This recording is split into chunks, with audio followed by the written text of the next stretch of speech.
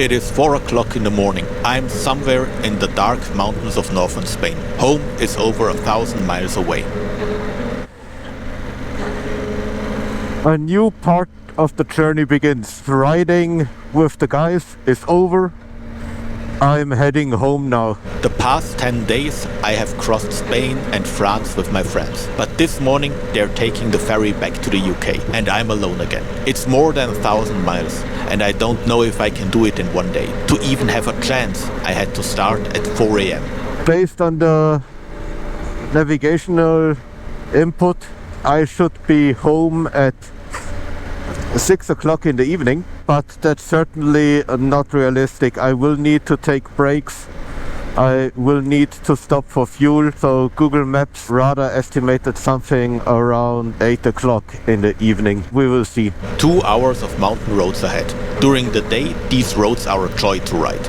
But at night, with construction zones, waiting in the dark, and a healthy population of bears and wolves, they are just dangerous.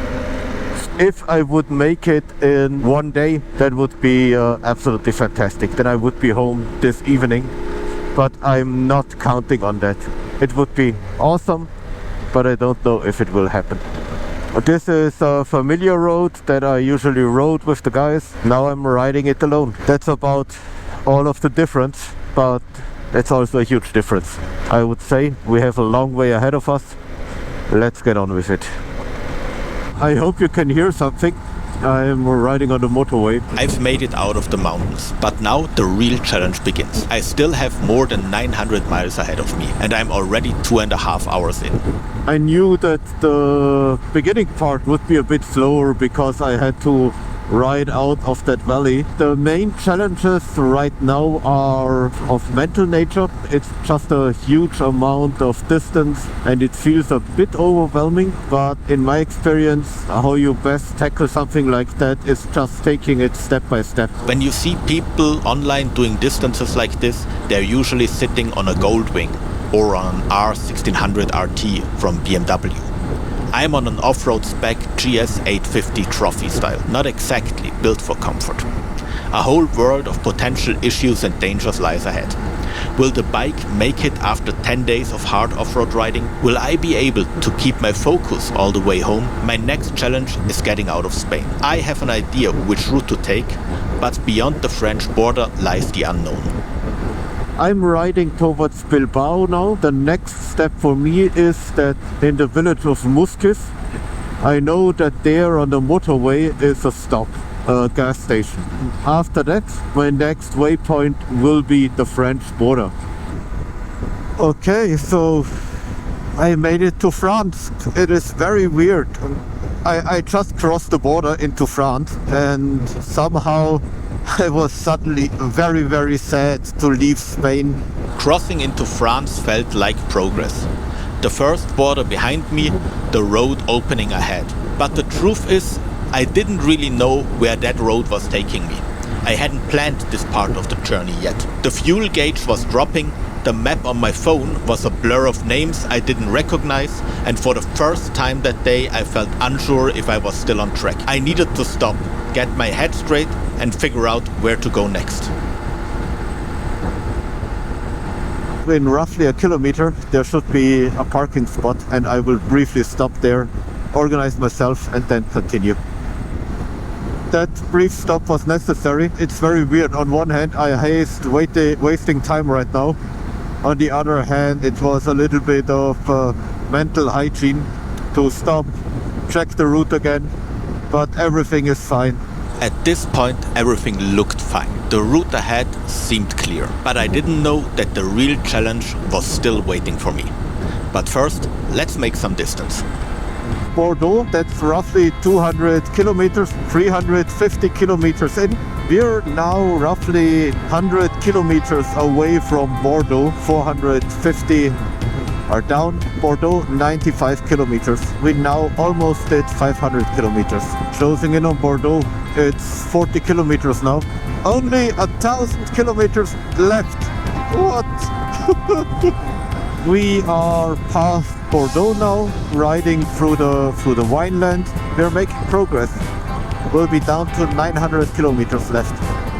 600 almost done. Okay, check this out. Here it comes. Yes, 1/3 of the way done. Oh, I'm too quick. I just wanted to briefly talk to you. I wanted to talk about somebody who recently died. He died a few weeks ago. His name was Andreas. I knew him from motorcycle riding, the place where I did my driving license, where I trained for my driving license. There he was basically a co-instructor. One evening he just asked if I wanted to go on a tour with him. We did this giant tour through Switzerland, the border regions down to Italy. He did not have thick enough or warm enough gear with him. I had in my tailback my Patagonia Alpine Puff hoodie, the insulation jacket. I gave him that jacket and he was wearing it all day. And yesterday when we went out riding on the last day, I was also wearing a little bit thin gear and was then also wearing this jacket beneath it to stay warm. That, yeah, again reminded me of Andreas. He was just an all-around awesome guy. He was a really good dude. Man, life is so short. You really have to make the best of it. On the note of making the best of life, right? That's something that I was often thinking about, especially with this Picos tour, right? If you saw that part where I was riding down to the Picos, I had a hard time leaving my wife. I didn't like to do that. You're like somewhere in between, right? Because I want to go out and experience stuff like the Picos.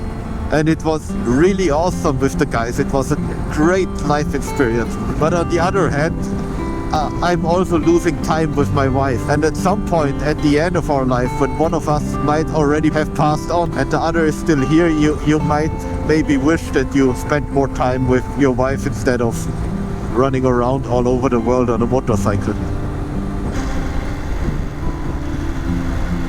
These thoughts made me realize how urgently I wanted to go home, but also that I needed a break. I had only stopped to fuel up never more than 10 or 15 minutes, and I hadn't taken a real break since 4 o'clock in the morning. I was tired. My nerves were wearing thin, and slowly but surely I started to lose the belief that I could make it home that day. At this point I was really struggling. Not just with the bleak thought of another 1,000 kilometers ahead, but physically too. I was fighting to stay focused. And as you can see, I even had troubles taking off my gloves. But in moments like these, you have to remind yourself, giving up is not an option. And somehow that's what I managed to do. On the other side of this low, the air felt cooler and the sun was shining again over the green fields of France. As you could see, I was just taking a stop, took off my jacket and really laid down on a bank, and that was very good.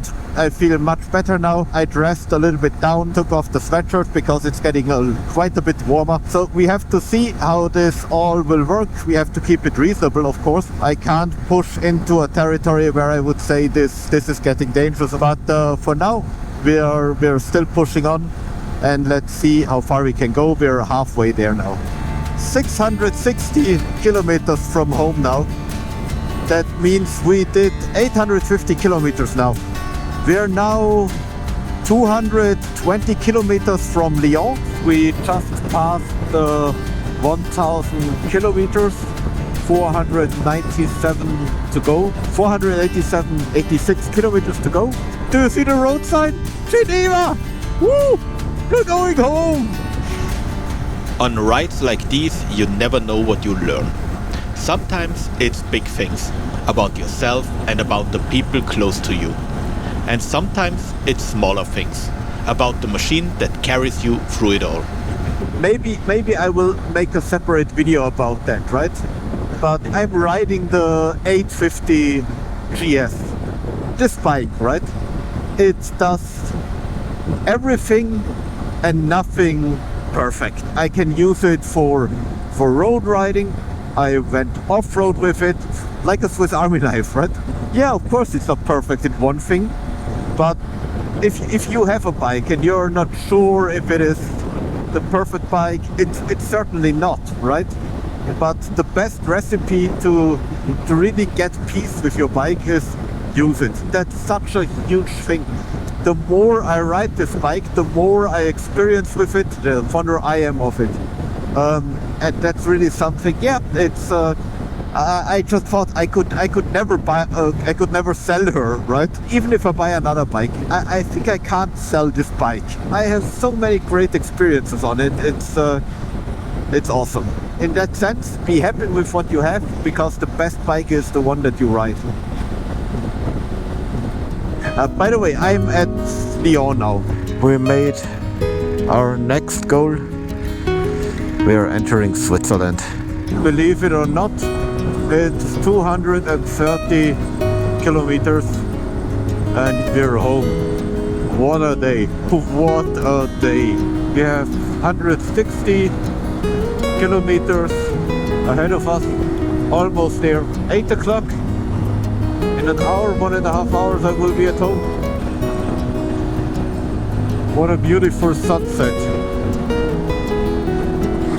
We are now at 2 digits. It's 90 until home. 13 kilometers left. And that means we're basically at home. I mean, we rode through half of Spain. We rode through all of France. And we are now riding through all of Switzerland, all in one day. It's unbelievable. And with that, this long journey came to an end. I made it safely home, back to my family and back to everyday life. Thanks for riding along with me. If you'd like to see how the story began, check out this playlist.